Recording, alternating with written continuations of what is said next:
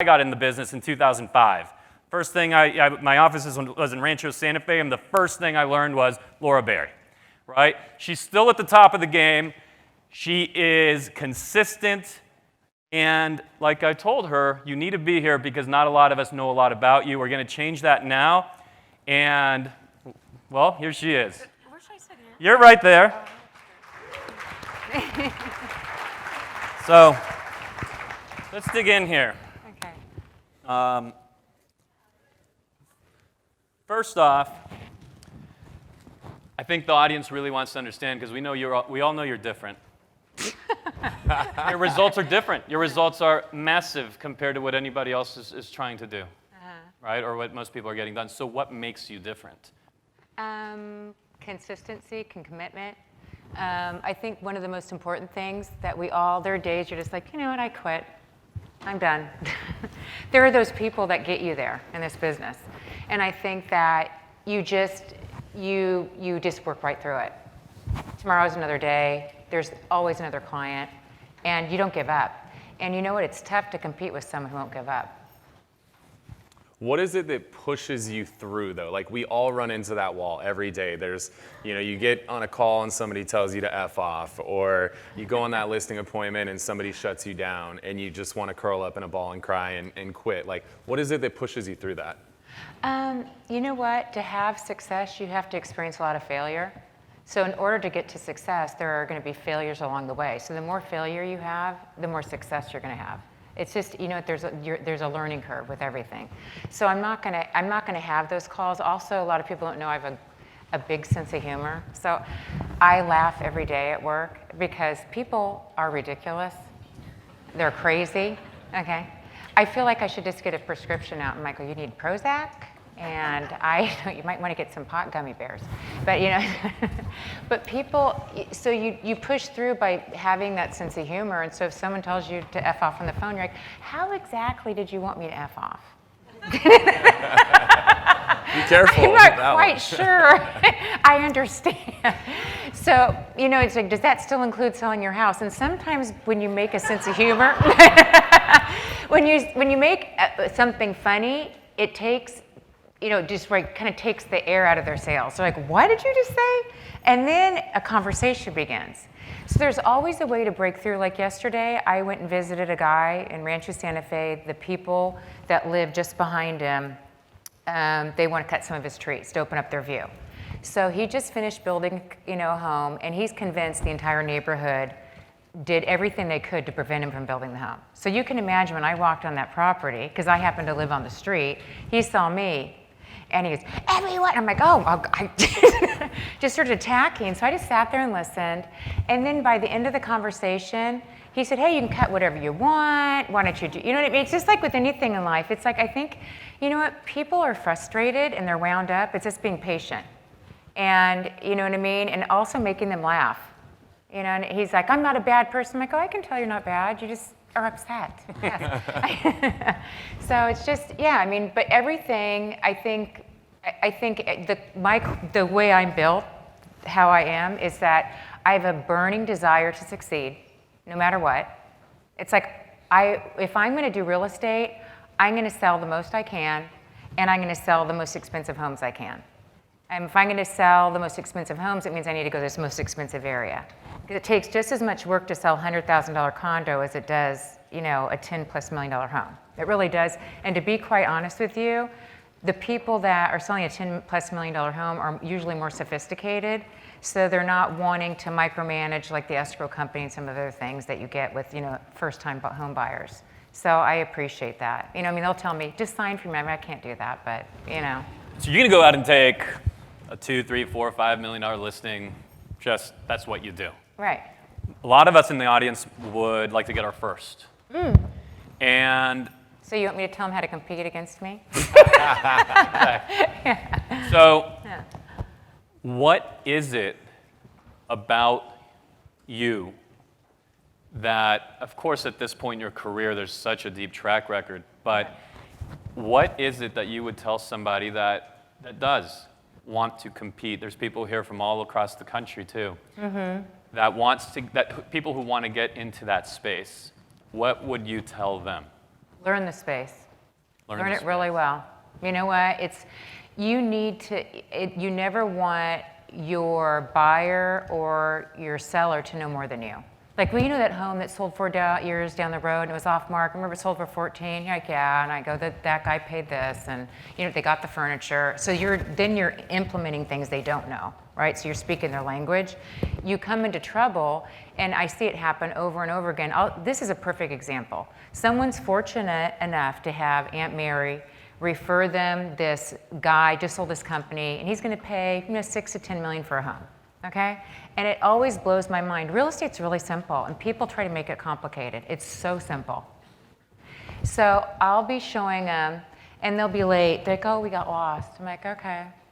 You're showing this guy just sold his company, he can spend a $6 to $10 million, and you don't even know how to get to the house I have? And I go, that means you don't know how to get to the next home, or the next home. And you know nothing about it. So basically, this guy who's a sophisticated buyer, who's educated, knows it's like the blind leading the blind. So to me, there's a lot of basic things that people lack that they don't do. They don't do their homework. They don't treat real estate like a profession. So when I first got in this business, if I was going to be showing homes in La Jolla, guess what? While my friends in their 20s were out drinking and at bars, I was going, and if I had 7 homes I was going to show in La Jolla, I went and drove down to La Jolla, and I went to every single one of those homes and drove them. So I knew exactly where I was going. So that when I went and picked those people up in the morning, I could say, hey, yeah, that home is, they're not, this one's not being maintained well. You could improve the entrance. Just little tweaks like that can go so far. And it's shocking to me, because just last week, there was an agent that came from Point Loma. She was showing, couldn't have been nicer, but she had no clue what she was seeing. She had no clue where she was going. And you know what? We just sit there and watch, because you know what? I can't tell you how many of those buyers will end up calling us. They go, hey, we want to talk, we want to work with you. Yeah, and if you guys are noticing, there's a little bit of a trend here, right? Virtually every speaker who's come up here has stressed the importance of that. Like, if you don't know everything about your zip code inside and out, you should know every single sale. Like, just on the basic level, like, set yourself up with a search on the MLS and just make sure every day you get an email of everything that got listed, everything that went pending, everything that closed, and everything that expired. Like, knowing your inventory is one of the most basic but most essential skills, because if you look at all the studies that talk about, like, what is it that somebody wants out of an agent, knowledge and trust are always, in the top 3 things. And I would argue that knowledge creates trust. So go out there and, grow and learn and have knowledge of your market. Know more than anybody else. Even if you've never sold anything there, know more than anybody else. Let's go to business structure and operations. Mm-hmm. And one of the things I've always admired about you, and one of the things I'm most excited to learn right now, is when I would get a big listing, maybe I'd get something in Fairbanks Ranch or wherever it might be, it became so like, oh my God, I got to go and do every showing and be there for, and I have to open it up, and it's 30 minutes of opening and the lights, and then 30 minutes of closing it and the hour showing, and it's just so much that goes into that from a labor standpoint. Yet you carry more luxury listings than anybody else in San Diego, at least to my knowledge. Mm-hmm. And you get it all done, all of it. And so what does your I call it a team, but what does your operation look like, your assistants, the roles, and how can you be in so many different places at once within that space? Because I think sometimes that what I'm talking about scares us from getting so deep into the luxury space, because how do we manage all of that hands-on work? But you're doing it. Yeah. Well, I mean, you have to also remember, like Barry Estates, which is the company, it's not just myself. It's, across the street is my brother Jason. So he does carry a lot more inventory than I do. I'm more picky. I mean, I've gotten to a point now, I'll go to listings, and if I don't like it, I won't take it. I think it's a piece of junk. I don't want it. That's how you kind of get, isn't it? So you get spoiled, right? And because you can pick and choose, right? Or you get people that are just, God, these are going to be difficult people. I don't know if I'm up for the brain damage, right? So yeah, because I've had plenty already in my lifetime with this business. But how do you manage it all? You know what? I'm going to tell you something. A long time ago, I remember there was like a fashion show. I don't remember what channel it was on. And I would be exercising and I'd watch it. And I think it was Tim Gunn. And the designers would be all competing for, making the best outfit or what have you. And when he'd leave, the designers would be sweating bullets, freaking out. It's like their last minute. And he would look over to him and he goes, designers, make it work. So no matter what's thrown at me, I make it work. You don't freak out. You just make it work. Like, it was hard for me to come down here today. Okay, I'm just gonna make that work. How? We're gonna just get down here and make that work. I told Dan that I'd be down here today, and someone to follow through. But the truth is, you know what? First of all, you don't let everyone show your home. And by that, I don't mean by, blocking people at all, because you want to sell your homes. So you want to have a good rapport with the other agents. But you know what? At the same time, we make sure that the people that we're showing, they're showings that matter. It's like, okay, who's your buyer? Because a lot of times the same agents that don't even know how to get to the location of the homes, they've never seen the product. So how do they know that's going to work for their buyer? I feel more comfortable sometimes when the buyer has seen it on Zillow or what have you, because that means they've done some of their homework. But by doing that, I just said, hey, listen, I need to find out from the seller, who's your buyer? What are they looking at? Are they just looking at Rancho Santa Fe Covenant? Are they considering, Rancho Pacifica, Del Mar, Santa Luz, La Jolla? What are they looking at? So then I know what they've narrowed down to. So then I can qualify them. So a lot of it is like, there's a lot of calls that come through our office. They don't even, gosh, I just met the guy in open house. His name's John. Oh, I'm like, well, so he could be a complete rapist. We have no idea who this guy is, And so I go, we really need to find out their last name. Let's find out who this guy is. And I go, because you don't want to waste your time either. So it's, it's Googling them and finding out more. Yeah, and so we make sure that every single person that we're showing is a qualified real buyer. It's a real person. So that eliminates a lot of the running around. Guys, this is so huge. One of my most accomplished, wealthiest clients, I learned a long time ago a lesson in qualifying. Okay, if you start playing in that space, I remember calling him with an offer. He didn't care about the offer. Yeah. Said, yeah, I don't care about who is it, what do they do, where do they live, why are they buying, what kind of personality do they have, what did they say, what did they wear, like, who did they show up with, what. I was like, oh my God, I don't know the answer to any of these questions. And he's like, he cared about me, thank God. He was actually doing it to mentor me. He said, Dan, I don't give a shit until you can call and answer those questions. Otherwise, you're wasting my time. And he hung up the phone. And I learned to really qualify for this kind of clientele. Yeah, because not only that it's interesting, like the people that you'll qualify, you'll kind of dig a little deeper. And it's a small world when you get in any, like if you're in the sphere of the multi-million-dollar homes, those people know one another. It's like, oh God, my client was in that same space and he sold his company a couple of years ago. I'm gonna call him, and you know what I mean? It's like they all, Exactly. You know what I mean? So so it's a lot, dig back to your question. Yeah, we're not running around like chickens with our heads cut off because we're qualifying. So you might get 5 calls and really 2 of them are only legit. And they're like, oh, well, we're looking for a 1-story home in Del Mar. I'm like, well, this is 3 stories. Yep. And it's just, so you just like, and you have to, like I said, you have a sense of humor. So the people that work with us, we just have 2 full-time assistants. That's it. That's it. We don't have it. It's like, it's not a team. It's 2 full-time assistants. I'm there. I'm very engaged. And then I brought on a guy named Jim Graves, who's a partner of mine. And I just brought him on probably a year and a half ago. And so we do all the running around. But if you're sophisticated and you know what to do, you can sell a lot of properties. Love it. What's a typical day look like for you? Every single one of them is different. But I literally roll out of the bed. I run to get coffee, and then it's just a blur, right? Yeah. I always tell myself, okay, I'm going to work out. That never happens in the morning. I did, in fact, they can attest to it at the back because I got a Peloton, and in Rancho Santa Fe Covenant, it's a dinosaur, so they have direct TV. They don't have cable. I know it's pathetic. And so the Peloton will work some days. So when I get in the morning, that stupid Peloton didn't work. But so like a typical day is I roll with the punches.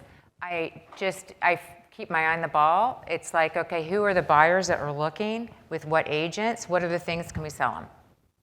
What's the most, let's move to marketing. The marketing expectations on you, what's your average price point, $3-4 million? Probably, yeah. The marketing expectations on you are different than on most agents across the county. So if an agent's looking to go from here to there in terms of price point, market, and focus, what has to change in the marketing and the messaging? What are the expectations that they're going to want to now become extremely important? Previously might not have been. Yeah, I mean, they're just going to have, you're going to have to do some, it's going to be about consistency. It's like being in every issue of Dream Homes or Premier Homes magazine. About being, if there's a local magazine that's going into people's homes there, that's something they keep, then being, exposed in that magazine as well. There's a lot of different things. There's so many different. You're still doing a lot of print magazine. We do print magazine because a lot of those people that are in that sphere, even though they're looking on the internet, it's interesting. I still like magazines. So I think it's still a big part of what we do. But we do a lot of social media. But you got to remember, sometimes some of those people are like, they're older, and so they want the tangible, newspaper, magazine, etc. Interesting. What are some of the myths? Like, people think going to luxury, they have to do this, this, and this. Like, what are some of those things people are scared of with luxury that they shouldn't be? I don't really know what they're afraid of, because I didn't have those, I don't think I had those fears. I just love luxury, okay? I love luxury shopping. I like luxury cars. I love luxury. So it didn't scare me. I couldn't wait to get in, get my hands on it. But I think that you can't, if with anything in life, if you want something, you're never going to get it unless you go after it, right? If you just keep watching everyone else, or just kind of, watch someone else that's being successful and see what they're doing. Try to mentor them. But don't be afraid of anything in life. If you want something and you put your mind to it and you're not going to give up, the same things that apply to a $500,000 home or a $1 million home apply to a $5 million home. When those people are buying that $5 million home, they're still emotional. They still get ridiculous. They still have to have an inspection. It's not, it's not that much different. They have more money, and it's more interesting, I think. I find it a lot more interesting, the people we meet. But just don't let fear stop you from doing anything you want in life, period. That's, the biggest thing that I can tell people. So in knowing that you were coming out here, a lot of people reached out and just wanting to just get to know you a little bit more. Okay. Tell us about early life, and then how you end up doing what you do. How'd you grow up? Okay, so I did grow up in Rancho Santa Fe, which helped. But my parents was Catherine Berry. She was, so she started the whole business. Who's unfortunately just left us. She's passed, and, yeah. My respects, because what she did, and your dad was involved too, right? Yeah, he was at the beginning, yeah. And the bar they set for San Diego luxury real estate is still one most of us are, or all of us really, are still chasing. Yeah. So an extremely just admirable job. Yeah. So you're in this family growing up. Yeah, and my dad, he was an immigrant. He was from Dublin, Ireland.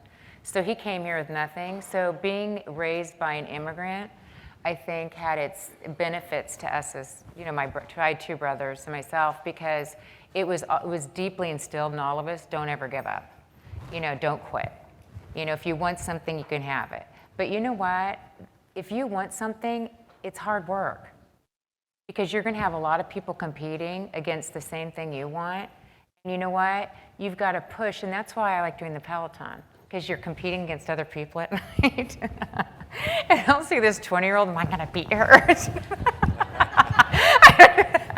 So I think that I'm competitive, maybe because I grew up with two brothers, but I think that because of my father, and because he wasn't from this country, we got a different perspective on things, how fortunate we were. So we probably saw things from a different perspective than someone that both their parents were born and raised as Americans, We were going to leave a minute here for an audience question. Who in the audience has something they'd like to know from Laura? Where are we at? Yep. Are you happy? The question is, are you happy? Great question. I'm the happiest I've ever been. Yeah. You know why? As a single woman, I can do anything I want. You know what I mean? I don't have to, like, I'll go into a lot of people's homes and, I'll see the husband and the wife has to ask, can I get that car? I'm like, I already have that car. And you know what? And I have another one. And I already have that purse, that bracelet, and I bought it all myself, and I don't owe anyone any money. You know what I mean? It's just like, to me, it's empowering to be able to do, you know what I mean? You make your own choices, you set your own road. So yeah, I'm very happy. Good. I want everyone to be happy. You know? I got one more. What would be one or two mistakes that you would recommend somebody avoid if they're trying to get in the luxury game? One or two mistakes. You know what? Probably you know what? It's tough sometimes to bite your tongue, but bite your tongue. You know why? What respect? Like, not saying... Don't say anything, because you're dealing with chiefs. There's no Indians, and you know what I mean? And they know people, and you know what? They're used to getting their way. And just let them get their way. Because in the end, you're getting your way. You know, you're getting your way. You know what I mean? So I think that when I first started, when people would sometimes be so rude, or I remember this one time I went into this home and I walked in, the wife had made the appointment, I walked into the house and the wife goes, I can't believe you just walked in the house without ringing the doorbell, and I was like in shock. So I just kind of backed up.